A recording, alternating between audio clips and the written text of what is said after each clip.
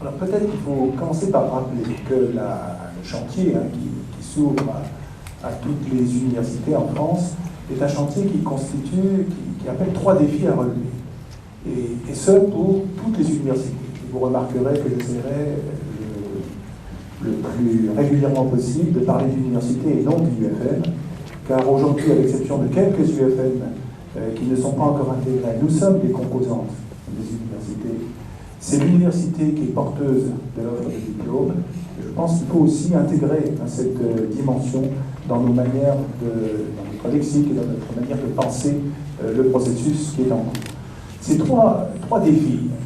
Le premier, c'est le fait que nous sommes amenés, l'université est amenée à offrir à tous les étudiants qui souhaitent s'orienter vers les métiers d'enseignement et qui souhaitent préparer les concours, les examinants, l'université doit offrir à tous les étudiants une solution master.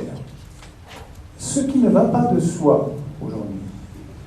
Je vous rappelle qu'environ 60% des étudiants qui préparent des concours, principalement les professeurs des écoles, les CPE, les documentalistes, les PLT, s'identifient mal à l'offre de master qui est actuellement disponible dans les universités. Cette même offre de master, d'ailleurs, n'est pas forcément désireuse d'inscrire des étudiants qui ne sont pas du tout dans une logique dans la logique disciplinaire de ces masters. Rien que cette raison, évidemment, implique pour l'université le fait de reconsidérer son offre actuelle. Le deuxième grand défi, c'est que ces masters que l'on va offrir aux étudiants sont des masters qui doivent les aider à obtenir les concours. Je suis directeur d'un petit UFM, dans une petite université, petit UFM qui compte 1600 étudiants et stagiaires. Traduction, en termes de master, 1600 étudiants de master. Je représente tout de suite 40 à 45% des étudiants de master de mon université. Nous sommes dans un défi démographique. Il y a 70 000 étudiants à masteriser.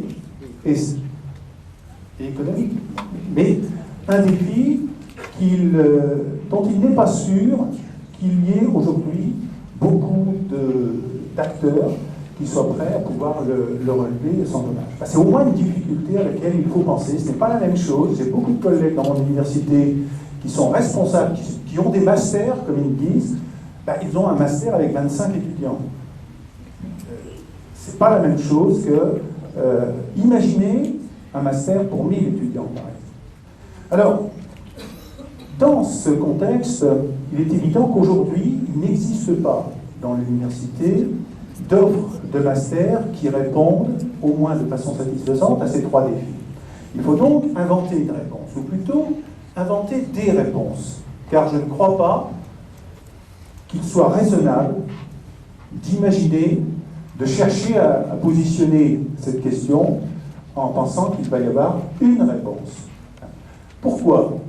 Il y a le poids des contextes locaux qui est considérable. Je donnerai peut-être 5 indicateurs, 5 éléments qui rendent très improbable la possibilité d'une réponse française en termes de master. Il y aura des réponses toulousaines, des réponses ranoises, parisiennes, etc. Alors, 5 raisons. La première, c'est qu'il y a une grande différence suivant que nous sommes dans une université, dans une académie avec une université et un UFM, ou suivant que nous sommes dans une académie où il y a une problématique de l'interview. Ça ne veut pas dire que les situations où il y a une université et un UFM sont idylliques et que les autres sont forcément critiques. Mais les questions se posent de manière complètement différente. La collègue évoquait tout à l'heure, par exemple, la cohabilitation. La question de la cohabilitation ne se pose que quand il y a plusieurs universités. Le copilotage, en revanche, il se pose quand il y a plusieurs composants. Mais on voit bien que les problèmes ne se posent pas du tout de la même manière et que les compromis à trouver ne seront donc pas les mêmes du fait de cette dimension. Deuxième chose, il y a le fait que les universités ne sont pas toutes dans les mêmes vagues quadriennales. Mon université a son offre de master qui vient d'être agréée en mai 2008. Vous imaginez, tous mes collègues, dire on va se remettre sur le chantier parce qu'il faut intégrer une offre de master complémentaire, additive. Non.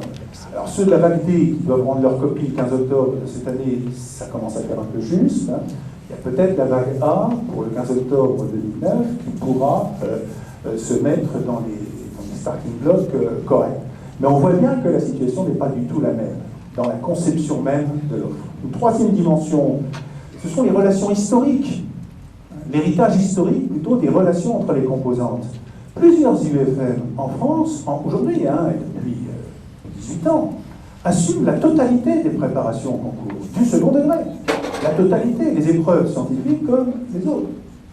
Il est évident que dans cette situation-là, ce n'est pas du tout la même chose que lorsqu'il y a un autre type d'accord qui a été construit historiquement. Encore une autre variante. Alors vous allez me dire, ça fait très boutique, mais ce n'est pas anodin.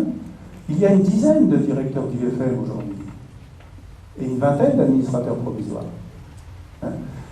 Et ce n'est pas du tout la même chose. La collègue a évoqué le fait qu'il y a des IUFM dans lesquels il y a des instances, il y a des IUFM dans lesquels il n'y a plus d'instances.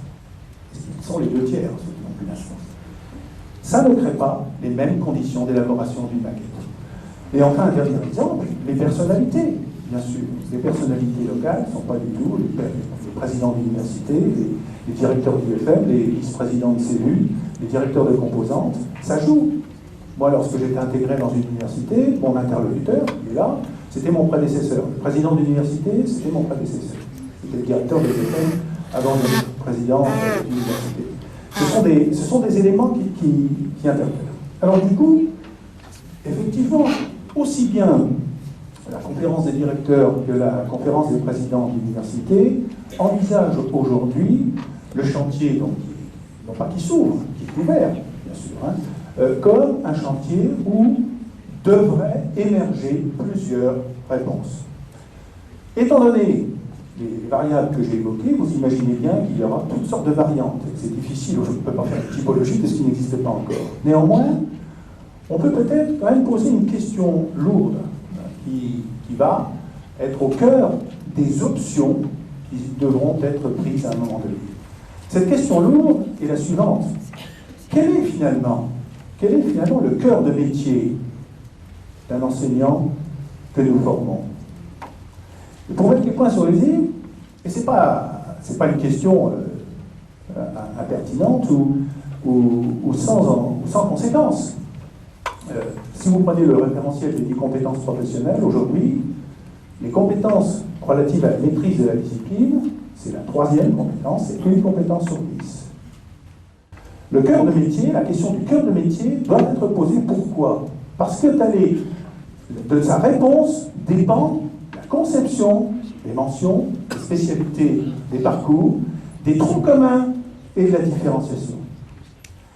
Et évidemment, on voit bien que dans cette perspective, il se dessine dans les réflexions, hein, dans toute la France, non pas 2 modèles, parce que je serais peut-être un peu trop caricatural, je crois qu'il y a beaucoup plus de variantes, mais quand même 2 grandes options. Une première option qui va considérer que, je vais prendre un exemple qui ne relève pas de mon héritage personnel, je prends par exemple mon prof de maths. Hein. Il y a une première option qui consiste à dire, finalement, le cœur de métier d'un professeur de maths, c'est sa maîtrise des mathématiques. Et dans cette logique, alors il y a tout intérêt à essayer de construire du tronc commun autour des mathématiques. Et puis il y a l'autre option qui consiste à dire, un professeur de maths, c'est d'abord un professeur. Et dans cette perspective, les options qui devront être prises en termes de tronc commun et de différenciation devront en tirer des conséquences. Alors, je crois que c'est une question qui est très importante à poser dès aujourd'hui. Le ministère demandant, on ne sait pas d'ailleurs si c'est réaliste, hein, si c'est possible, on ne le sait pas encore, mais demandant à ce que toutes les maquettes de master, ceux d'entre vous qui ont déjà participé à la construction de ces maquettes savent ce que c'est. La maquette pour un domaine, c'est 1000 pages. Le ministère demandant à ce que ces maquettes soient rendues avec les choix sur les arborescences pour la fin du mois de décembre, il est évident que toute première question à trancher, c'est celle-ci.